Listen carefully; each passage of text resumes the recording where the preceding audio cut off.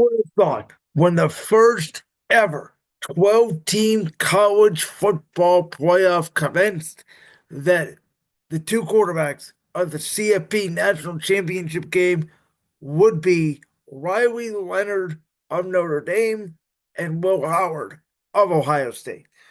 Funny enough, I had joked that when Ohio State entered in this college football playoff and then defeated Tennessee in the first round, I had obviously predicted them to beat Oregon. I then predicted them to beat Texas.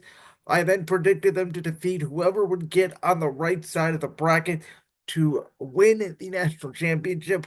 I said, for all the Ohio State fans that don't like Ryan Day, all the committee has to do is change the college football playoff format, and Ohio State's going to win the national championship. Excuse me. Of course, the Buckeyes are the first winner of the 14 college football playoff, and now they are looking to do the same with the 12-team CFP. Was it college football this year was as different as any other year in the history of the sport?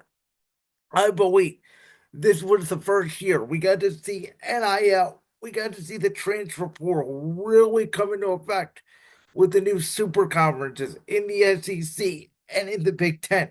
We got to see teams like Vanderbilt knock off Alabama. We got to see teams like Georgia Tech compete with Georgia in the SEC championship game.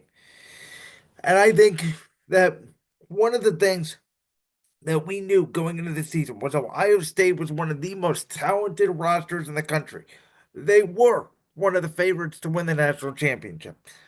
Then Ryan Day, Chip Kelly, they came up with that terrible game plan against Michigan. I don't know if Michigan was in their heads or what, but they lost that game. But after losing that game, and again, all the Ohio State fans wanted to essentially burn Ryan Day down to the crisp.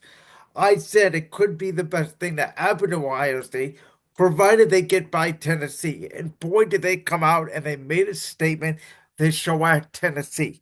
I thought Tennessee, with their offensive line and their defensive line, could give Ohio State a challenge, and it wasn't even a ball game. Then they obviously went on to dominate Oregon before Willie Sawyer making that game-winning play against Quinn Ewers, the former Ohio State quarterback, and Texas late in the fourth quarter, again proving Ohio State's depth on the defensive line. For Notre Dame, remember a few years ago after Brian Kelly, the former head coach, who seemed to be really moving the program along, they seemed to be in national championship contention. Then Brian Kelly leaves Notre Dame to go to LSU. LSU has never been the same since. And Marcus Freeman, who was just seen as sort of this placeholder guy, more of a defensive guy, as opposed to Brian Kelly, who was an offensive guy, maybe just a minimal replacement for Brian Kelly. He was more of a rah-rah guy. And yeah, Marcus Freeman has come in there. And with his toughness, excuse, excuse me, and with Notre Dame being able to run the football, that is why Notre Dame was here. They were able to play great defense. They were able to force Penn State and Drew Adler in that semifinal game to not complete a pass to a wide receiver, to really shrink the windows for that Penn State offense. We know Notre Dame is not going to be explosive. Now, remember, these two teams played last year down there. It came down to the final play of the game. Ohio State could not get the ball in the end zone there at the end of the game. It was really a low scoring defensive battle. That is the way Notre Dame is going to have to play to win this game. It's going to have to be a 13-10 game. I don't know with the likes of Jeremiah Smith and then Ohio State explosive offense if they can keep Ohio State off the board. I think Notre Dame's going to have to be in it by a touchdown or less at halftime. I think if Ohio State gets off to a quick start, 10-0, 17-0, we could see maybe not as bad as a Georgia versus Washington route that was a couple years ago, but I think that it could get pretty close if that's the case.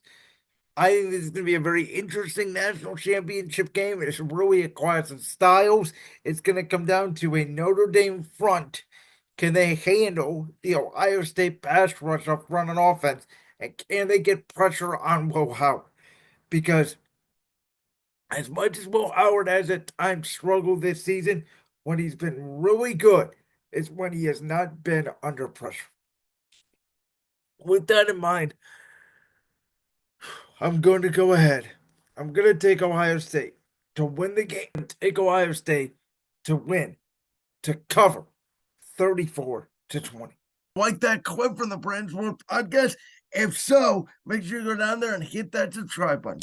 While you're down there hitting the subscribe button, make sure to also hit the notification bell so you never miss another upload. And make sure you check out all the other clips from the Brands World podcast right here on YouTube.